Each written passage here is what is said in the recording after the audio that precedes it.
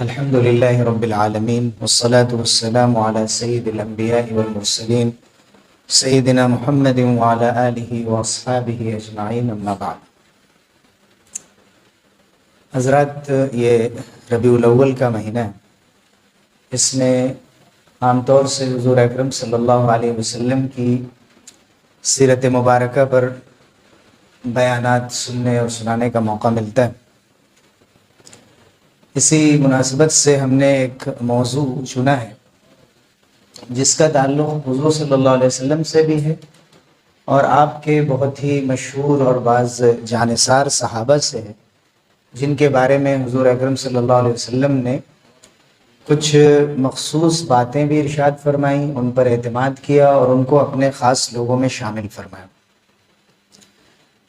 ایک حدیث جو ترمذی کی روایت ہے اور مسند احمد کی بھی روایت ہے، اگر اس طرف آ جائیں تو میں بیچ میں، سب لوگ ایک طرف ہو جا رہے ہیں، اس طرف اگر آ جائیں درمیان میں۔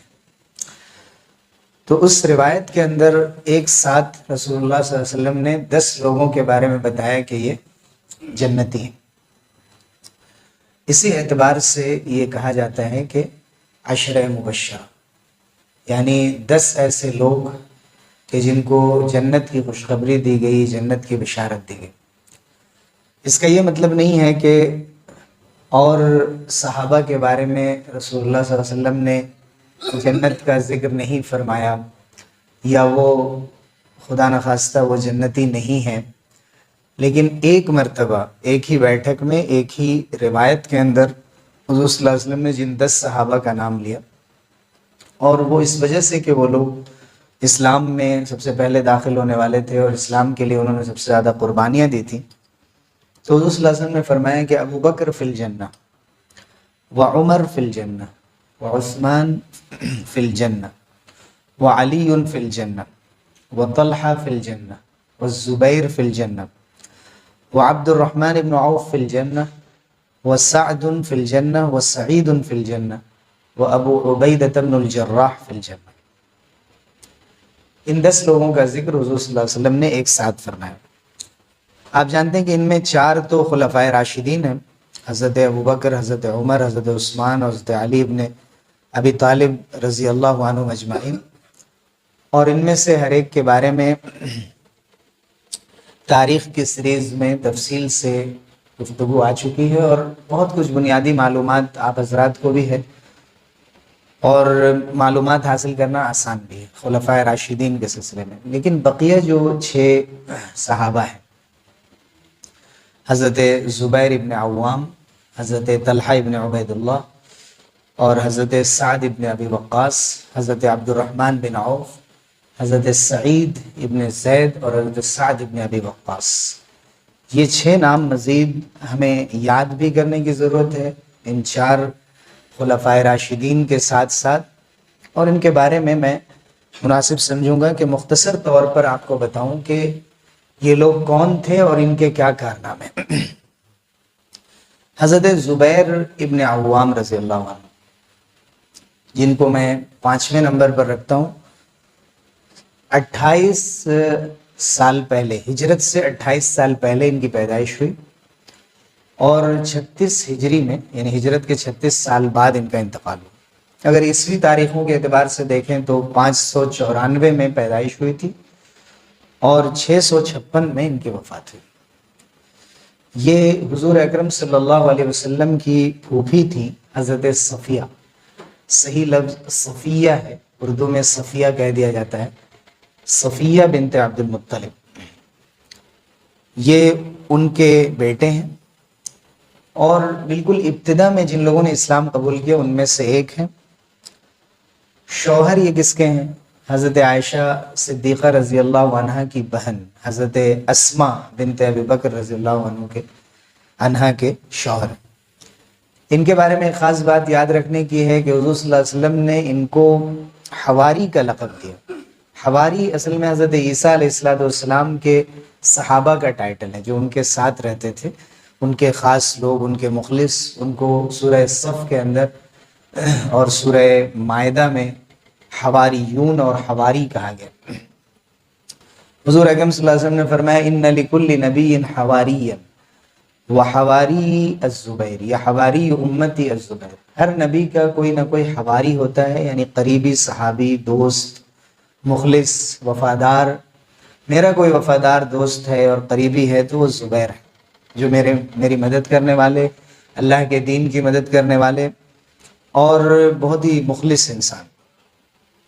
حضرت زبیر ابن عوام رضی اللہ عنہ کے بارے میں آتا ہے کہ وہ سب سے پہلے شخص ہیں کہ جنہوں نے اسلام کے لیے تلوار اٹھائی، حضرت زبیر ابن عوام رضی اللہ عنہ، اور وہ بھی مکے میں جب مسلمانوں کے ساتھ ظلم ہو رہا تھا اور بہت ان کو پریشر میں اور دباؤ میں رکھا گیا تھا۔ ایک موقع سے جب ان کو اندیشہ ہوا کہ کہیں حضور صلی اللہ علیہ وسلم کے اوپر حملہ نہ ہو، تو ان سے برداشت نہیں ہوا اور انہوں نے اپنی تلوار نکالی اور آگے بڑھے۔ جب دیکھا حضور صلی اللہ علیہ وسلم خیریت سے ہیں تو اپنی تلوار نیام میں رکھ لی۔ حضرت زبیر ابن عوام رضی اللہ عنہ حدیث نہیں بیان کرتے تھے، یعنی عام طور سے صحابہ حضور صلی اللہ علیہ وسلم سے حدیثیں بیان کرتے تھے، لیکن ان کے اندر بہت زیادہ احتیاط تھی۔ جب انہوں نے سنا تھا کہ اگر میری طرف نسبت کر کے کوئی جھوٹی بات کہہ دے تو اس کا ٹھکانہ جہنم ہے، اب اس ڈر سے کہ کہیں کوئی بات میں نے غلط سن لی ہو اور حضور صلی اللہ علیہ وسلم کی جانب نسبت کر کے میں بیان کروں اور میں اس وعید کا شکار نہ ہو جاؤں، اس لیے حضرت زبیر رضی اللہ عنہ حدیث نہیں بیان کرتے تھے۔ یہ ان کی اپنی احتیاط تھی۔ اگر تمام صحابہ یہ کرتے تو ہم تک حدیث پہنچ بھی نہیں پاتی، لیکن حضرت زبیر رضی اللہ عنہ نے دیکھا کہ بہت سے صحابہ یہ کام کر رہے ہیں، انہوں نے اپنے آپ کو دوسرے کاموں کے لیے فارغ کیا۔ یہ بھی صحابہ کا ایک طریقہ تھا کہ ایک ہی کام میں سب لوگ اپنا وقت یا اپنا دماغ لگائیں، یہ ضروری نہیں ہے۔ انہوں نے اس کام کو دوسروں کے لیے، سعادت کو دوسروں کے لیے رکھا۔ بدر کے دن حضرت زبیر ابن عوام رضی اللہ عنہ شہ سواروں میں تھے، یعنی گھوڑ سوار جو چند تھے بدر میں، اس میں حضرت زبیر ابن عوام رضی اللہ عنہ بھی تھے، جو میسرہ پر تھے، یعنی جو بائیں طرف تھے۔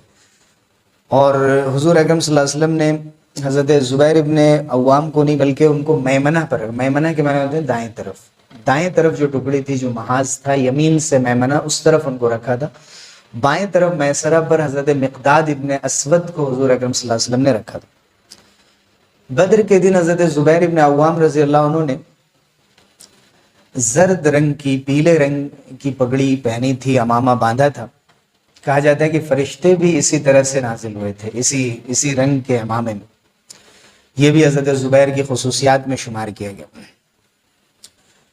احد کے میدان میں جب مشرکین احد سے واپس ہوئے اور رسول اللہ صلی اللہ علیہ وسلم اور صحابہ کو جو تکلیفیں پہنچی تھیں سب کو معلوم ہے، تقریباً 70 صحابہ شہید ہوئے تھے۔ لیکن اسی وقت حمراء الاسد ایک جگہ کا نام تھا، جب ابو سفیان اپنے قافلے کو لے کر واپس جا رہے تھے اور یہ سمجھ رہے تھے کہ ہم نے فتح حاصل کر لی ہے، حضور اکرم صلی اللہ علیہ وسلم نے صحابہ سے پوچھا، زخموں سے چور ہونے کے باوجود بھی، کہ کوئی ہے جو ان کا پیچھا کر سکے اور ان کے دلوں میں روب بٹھا سکے، یہ دکھانے کے لیے کہ ہم لوگ ایسا نہیں ہے کہ فائنلی بالکل ہار چکے ہیں اور دوبارہ تمہارے مقابلے پہ نہیں آ سکتے۔ تو زخموں سے چور ہونے کے باوجود بھی سورہ آل عمران میں اس کا ذکر آیا، صحابہ آگے بڑھے، اس میں حضرت زبیر ابن عوام رضی اللہ عنہ بھی تھے۔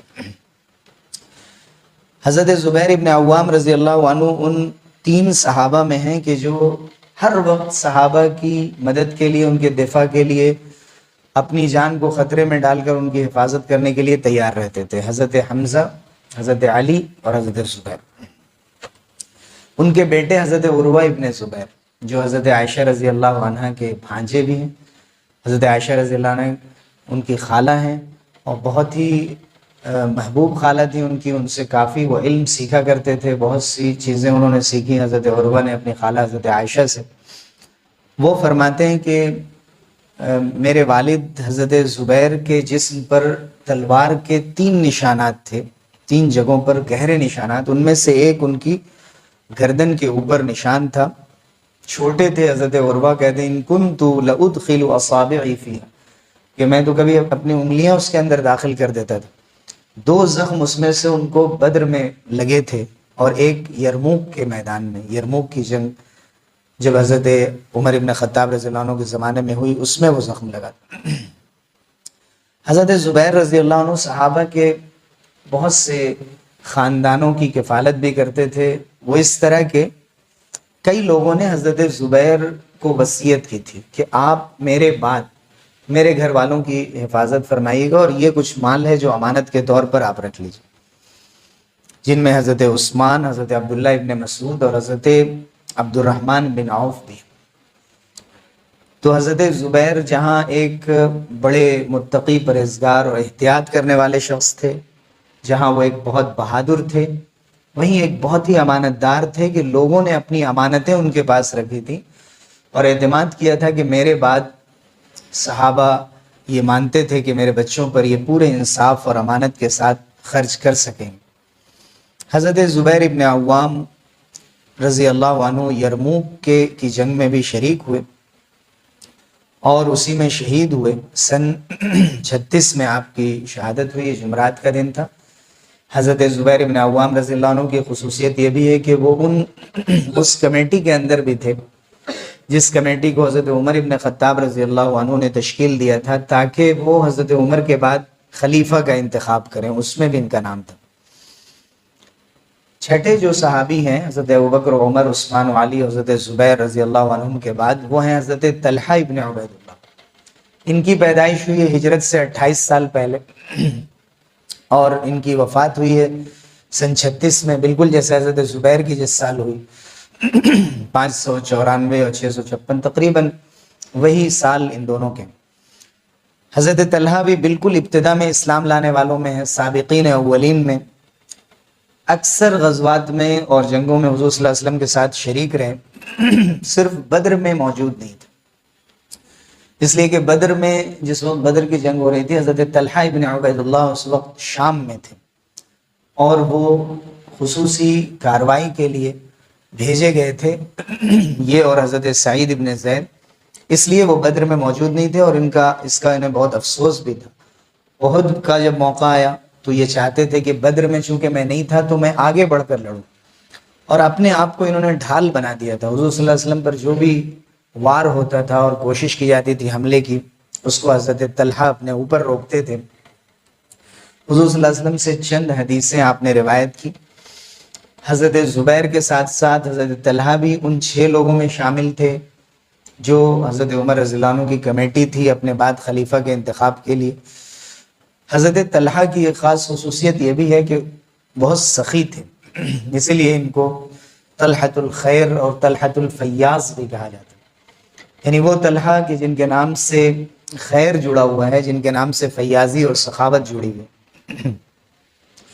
حضرت طلحہ حضرت ابوبکر صدیق رضی اللہ عنہ کے ہاتھ پر اسلام لائے تھے.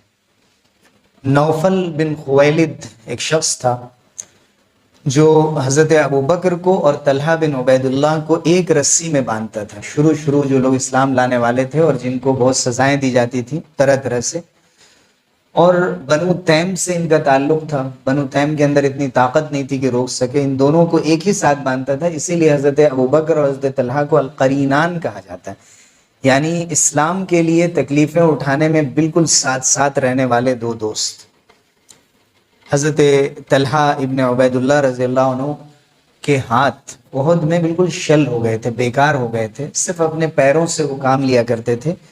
حضور اکرم صلی اللہ علیہ وسلم نے ایک مرتبہ فرمایا کہ من اراد ان ينظر الى شہید یمشی علی رجلی فلینظر الى طلحہ بن عبید اللہ. جو یہ دیکھنا چاہتا ہو ایک ایسا شہید جو اپنے قدموں کے بل چل رہا ہے، اپنے پیروں پر چل رہا ہے، تو وہ طلحہ ابن عبید اللہ کو دیکھ. یعنی یہ شہید تو نہیں ہوئے لیکن اپنے ہاتھوں سے شہید ہو گئے ہیں اور صرف پیروں سے کام لیا کرتے ہیں. اس اعتبار سے حضور اکرم صلی اللہ علیہ وسلم نے ان کو شہید فرمایا. حضرت صدیق اکبر تو یہاں تک فرماتے تھے جب بھی احد کا تذکرہ ہوتا تھا ذاک یوم کان کلہ لطلحہ، احد تو بس طلحہ کے لیے ہی تھا. اس دن سب سے بڑا کارنامہ طلحہ ابن عبید اللہ نے انجام دیا. جنگ جمل میں ان کی شہادت ہوئی سن 36 ہجری میں.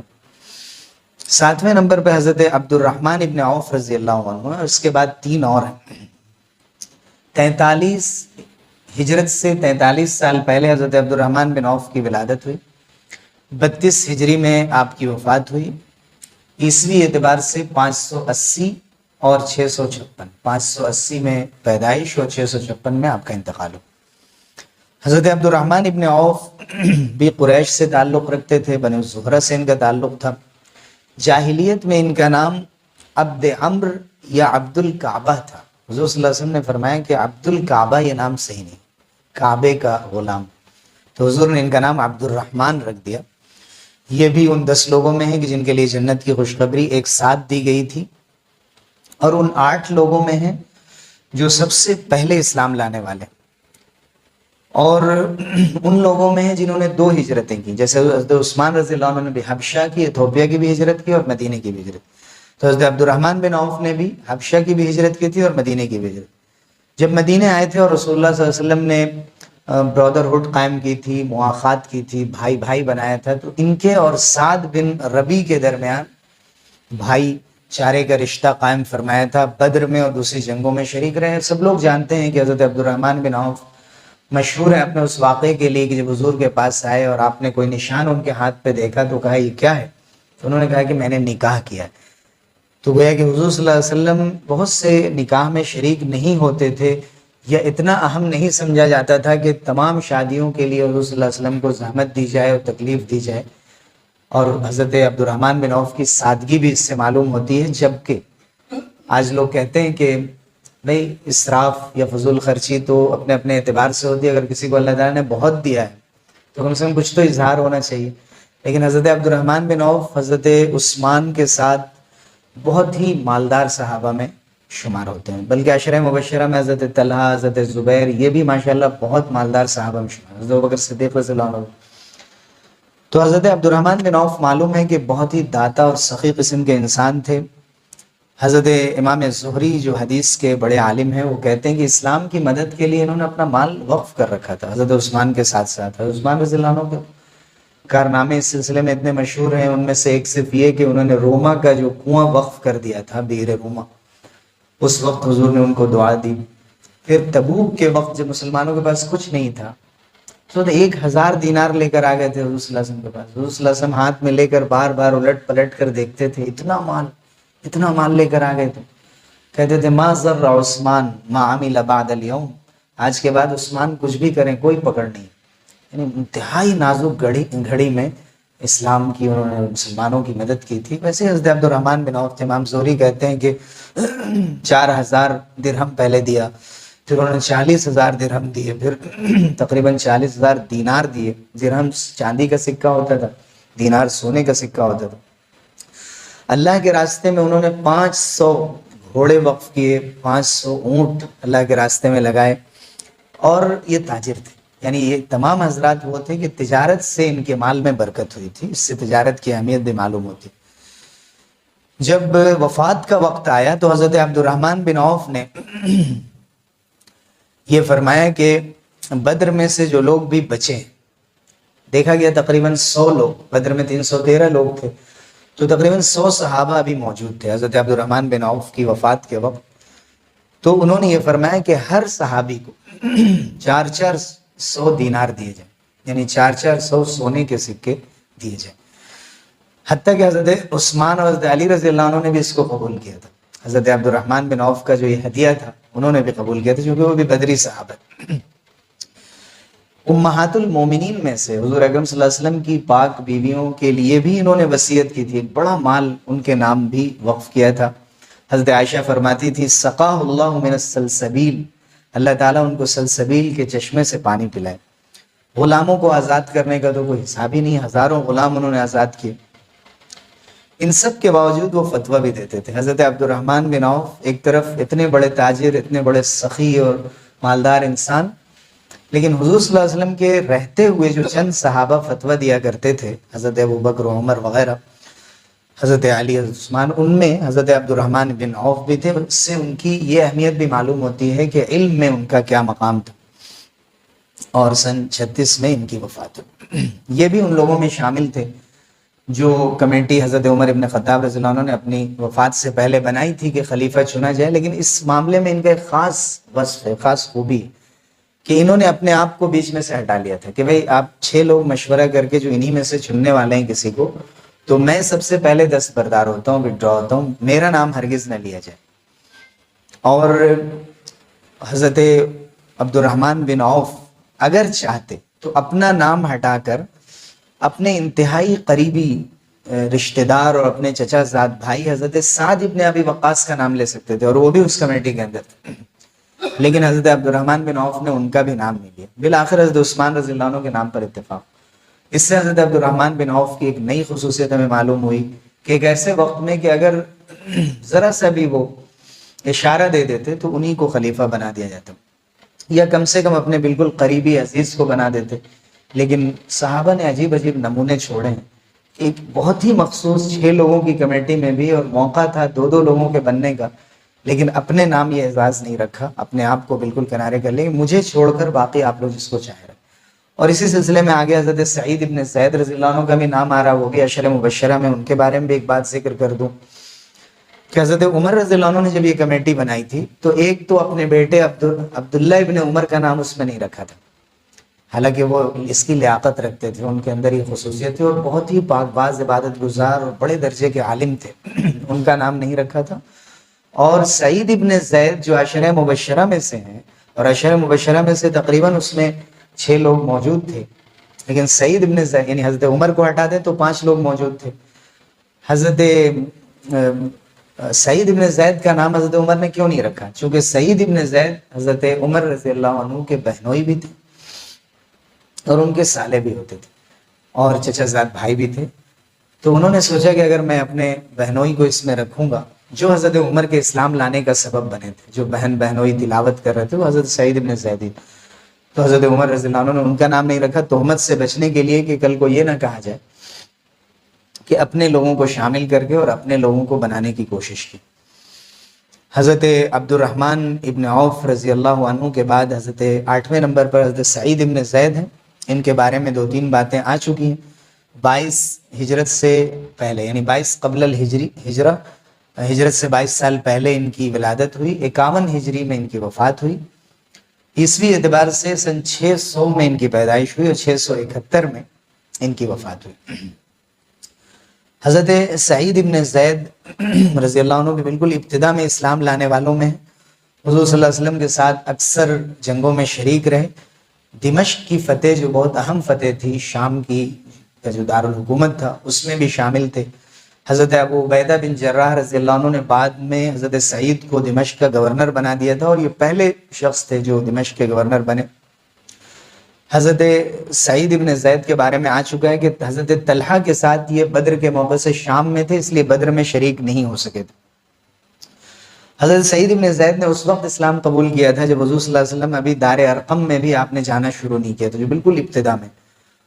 اور حضرت سعید ابن زید رضی اللہ عنہ اور طلحہ کے لیے حضور صلی اللہ علیہ وسلم نے بدر میں جو مال غنیمت حاصل ہوا تھا اس میں حصہ لگایا تھا، اس لیے کہ یہ دونوں حضرت طلحہ اور حضرت سعید بدر کے ہی ایک کام سے گئے ہوئے تھے، یعنی قریش کا جو قافلہ نکل گیا تھا دوسری طرف، جو تجارتی قافلہ تھا، اس کو ڈھونڈنے کے لیے یہ لوگ آگے بڑھے تھے، لیکن جب مدینہ لوٹے ہیں تو بدر کا وقت باقی تھا لیکن اس میں شریک نہیں ہو سکے، لیکن ان کے لیے حصہ لگایا گیا۔ تو حضرت طلحہ اور حضرت سعید ان دونوں کی خصوصیت یہ ہے کہ بدر میں موجود نہ ہونے کے باوجود بھی ان کو بدر والوں میں شامل کیا گیا۔ سن 51 ہجری میں ان کی وفات ہوئی۔ یہ عقیق میں جو ایک وادی تھی مدینے میں، وہاں ان کا انتقال ہوا۔ حضرت سعد ابن ابی وقاص نے ان کو غسل دیا تھا، کفن دیا تھا۔ 9 نمبر پر حضرت ابو عبیدہ بن جراح رضی اللہ عنہ ہے۔ ہجرت سے 40 سال پہلے آپ کی ولادت ہوئی اور 584 میں ہجری میں بلکہ 18 ہجری میں آپ کی وفات ہوئی۔ 584 میں عیسوی اعتبار سے پیدائش اور 639 میں وفات ہوئی۔ حضرت ابو عبیدہ بن جراح کیا لقب تھا؟ امین هذه الامہ، اس امت کے امین، یعنی سب سے زیادہ امانت دار۔ رسول اللہ صلی اللہ علیہ وسلم کے ساتھ اکثر جنگوں میں شریک ہوئے۔ حضرت ابوبکر رضی اللہ عنہ نے ان کو ان لوگوں میں شامل کیا تھا جو شام کی فتح کے لیے گئے تھے، حضرت ابو عبیدہ بن جراح بھی اس میں تھے۔ اور حضرت صدیق اکبر رضی اللہ عنہ ان کو حضور صلی اللہ علیہ وسلم کے بعد پہلا خلیفہ کس کو بنایا جائے، جو سینئر صحابہ تھے ان میں حضرت ابوبکر صدیق رضی اللہ عنہ کے ساتھ حضرت عمر رضی اللہ عنہ کے ساتھ حضرت ابو عبیدہ بن جراح کا نام بھی آتا۔ جب سقیفہ بنی ساعدہ میں یہ حضرات جمع ہوئے تھے خلیفہ چننے کے لیے، اس وقت حضرت ابو بکر صدیق رضی اللہ عنہ نے حضرت عمر اور حضرت ابو عبیدہ بن جراح ان دو لوگوں کی پیشکش کی تھی، لیکن لوگوں کو معلوم تھا کہ حضرت ابو بکر صدیق رضی اللہ عنہ نے حضور کے رہتے ہوئے امامت فرمائی ہے، اور کئی موقعوں پر حضرت ابو بکر صدیق رضی اللہ عنہ کی اہمیت ظاہر ہو چکی تھی، لوگ سمجھ گئے کہ وہ اپنے آپ کو دور رکھنا چاہ رہے ہیں، اس لیے سب نے مل کر ان کو خلیفہ بنایا۔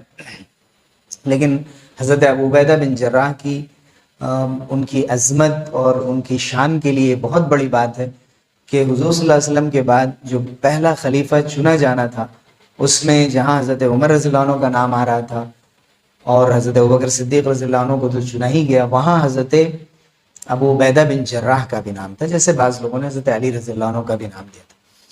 حضرت ابو عبیدہ بن جراح فاتح شام تھے، لیکن امواس کے مقام پر جب پلیگ آیا تھا، طاعون آیا تھا، اور بہت سے صحابہ بڑی تعداد میں تقریباً 25,000 صحابہ، ابھی کرونا کا جب زمانہ آیا تھا تو امواس کے طاعون کے زمانے میں کیا کیا حکم بدلے تھے یا کیا چیزیں پیش آئی تھیں، لوگوں نے اس وقت کی چیزیں نکالی تو نظر آیا کہ تقریباً 25,000 صحابہ اس میں شہید ہو گئے تھے، تو حضرت ابو عبیدہ بن جراح رضی اللہ عنہ بھی اسی میں شہید ہوئے تھے۔ یہ سن 17 ہجری کی بات ہے، ایک روایت کے مطابق، زیادہ صحیح ہے کہ سن 18 ہجری کی بات ہے۔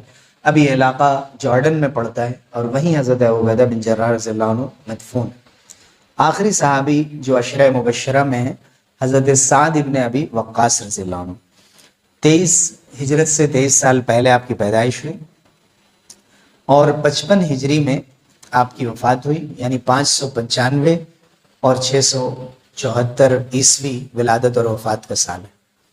حضرت سعد ابن ابی وقاص بھی بالکل ابتدا میں اسلام لانے والے، جن کو سابقین اولین کہا جاتا ہے۔ وہ اپنے بارے میں خود کہتے ہیں کہ جس دن میں اسلام لایا اس دن تنہا میں ہی اسلام لایا تھا، اس دن کوئی اسلام نہیں لایا تھا۔ وہ اپنی خصوصیت بیان کرتے تھے کہ ما اسلم احد فی اليوم الذی اسلمت۔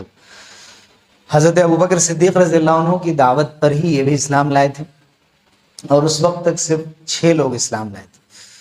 حضرت عمر رضی اللہ عنہ نے ان کو اس شورا میں بھی شامل کیا تھا، جیسا کہ ذکر آیا، جو خلیفہ چننے کے لیے تھا۔ جب بھی عشرہ مبشرہ کا ذکر آتا ہے تو اس کے ساتھ ساتھ اصحاب شورا کا بھی ذکر آتا ہے کہ حضرت ابوبکر رضی اللہ عنہ نے تو حضرت عمر کو خلیفہ اپنے بعد بنا دیا تھا، لیکن حضرت عمر رضی اللہ عنہ نے خلیفہ ڈائریکٹ نہیں بنایا تھا، بلکہ 6 لوگوں کی کمیٹی بنائی تھی۔ تو ان میں جن 6 لوگوں کے نام تھے ان کو بھی بہت اہمیت کے ساتھ ذکر کیا جاتا ہے، اور وہ سب کے سب عشرہ مبشرہ میں۔ حضرت سعد ابن ابی وقاص، حضور صلی اللہ علیہ وسلم سے ان کا رشتہ نانی حالی رشتہ تھا، آپ صلی اللہ علیہ وسلم کے عزیز تھے اور بہت ہی ماہر تیر اندازوں میں تھے، تیر چلانے میں بڑے ماہر تھے۔ جیسے حضرت زبیر نے سب سے پہلے تلوار اٹھائی تھی، حضرت سعد نے سب سے پہلا تیر اللہ کے راستے میں چلایا تھا، اور وہ یہ کہتے تھے کہ میں پہلا شخص ہوں کہ جس کے لیے رسول اللہ صلی اللہ علیہ وسلم نے ایسی دعا دی کہ اپنے ماں باپ کو میرے اوپر فدا کر دیا۔ حضور نے فرمایا کہ ارمی فدا کا ابی و امی، سعد تم تیر چلاؤ، میرے ماں باپ تم پر فدا ہوں۔ یعنی جو بات صحابہ حضور صلی اللہ علیہ وسلم کے لیے کہا کرتے تھے، فدا کا ابی و امی۔ رسول اللہ صلی اللہ علیہ وسلم کے ساتھ اکثر غزوات میں شریک رہے، صلح حدیبیہ میں بھی تھے۔ یہ پہلے شخص ہیں جن کو کوفہ کا گورنر بنایا گیا تھا، حضرت سعد ابن ابی وقاص کو، بلکہ کہا جاتا ہے کہ کوفہ کو بسانے والوں میں ان کا نام ہے حضرت عمر رضی اللہ عنہ کے زمانے میں، اور یہ بہت ہی مستجاب الدعوات تھے۔ کئی ایسے واقعے ملتے ہیں کہ حضرت سعد ابن ابی وقاص رضی اللہ عنہ نے کوئی بات کہہ دی تھی اور وہ بد دعا لگ گئی کسی شخص کو، جب اس نے بدنام کیا حضرت عمر رضی اللہ عنہ کے زمانے میں امامت ہی کے سلسلے میں، وہ امامت کرتے تھے اور ایک شخص نے حضرت عمر سے شکایت کی ان کی نماز کے سلسلے میں، تو حضرت سعد ابن ابی وقاص رضی اللہ عنہ بہت ناراض ہوئے، جو بالکل خلاف واقعہ بات تھی، غلط بات تھی۔ انہوں نے بد دعا دے دی تھی کہ اللہ تعالیٰ اس کی عمر لمبی کر دے اور اس کو فتنے میں ڈال دے۔ تو واقعی امام بخاری رحمۃ اللہ علیہ نے حدیث نقل کی ہے کہ وہ شخص انتہائی ضعیف ہو گیا، اپنی ضعیفی سے عاجز ہو گیا، اس کی بھویں بالکل لٹک گئیں، وہ اپنی موت مانگا کرتا تھا، لیکن بڑھاپے میں ایسی غلط حرکتیں کیا کرتا تھا مدینے کی گلیوں میں، لوگ کہتے تھے اصابت ہو دعوت سعد، کہ سعد کی بد دعا ان کو لگ گئی، کہ صحابی کا انہوں نے دل دکھایا، حضرت عمر رضی اللہ عنہ کے بارگاہ میں غلط شکایت کی تھی۔ اور حضرت سعد ابن ابی وقاص قادسیہ کے موقع سے وہاں کے کمانڈر تھے اور اس میں فتح پائی. فاتح قادسیہ اور فاتح ایران ہے. سعد ابن ابی وقاص رضی اللہ عنہ ان لوگوں میں ہیں کہ حضرت علی اور حضرت معاویہ رضی اللہ عنہما کے درمیان جب اختلاف ہوا تو انہوں نے صلح کرانے کی کوشش کی تھی. اپنے انتقال کے وقت انہوں نے ایک جبہ نکالا تھا اور کہا کہ اس میں مجھے کفن دینا، اس لیے کہ بدر میں اسی جبے میں تھا. مسلمان جب مشرکین سے ہم نے مقابلہ کیا تو میں اسی جبے میں اس وقت ملبوس تھا، میں چاہتا ہوں کہ مجھے اسی میں کفن دیا جائے، اور آج ہی کے لیے میں نے اس کو چھپا رکھا تھا. حضرت سعد کا انتقال وادی عقیق میں ہوا تھا، لیکن لوگوں نے اپنے کاندھوں پہ اٹھا کر ان کو مدینہ منورہ لایا.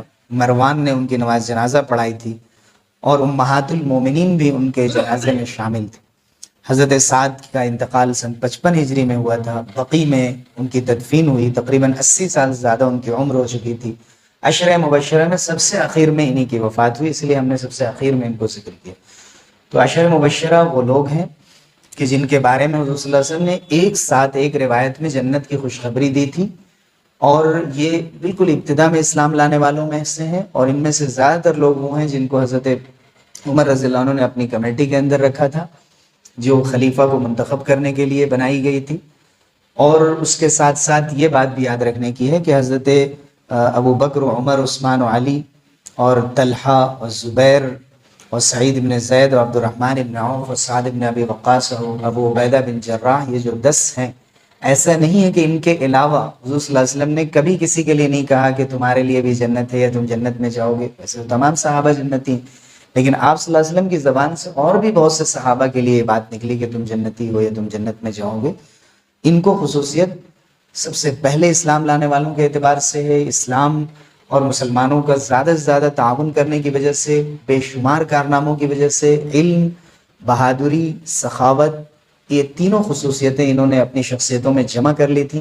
اس وجہ سے اور بھی بہت سی وجوہات ہوں گی جن کو اللہ اس کے رسول بہتر جانتے ہیں. اللہ تعالی ہم سب لوگوں کو ان کی جو زندگی ہے ان کو پڑھنے اور ان کی خصوصیات کو اپنی زندگی میں حتی الامکان جہاں تک ہو سکے اختیار کرنے کی توفیق دے. آمین. وآخر دعوانا ان الحمد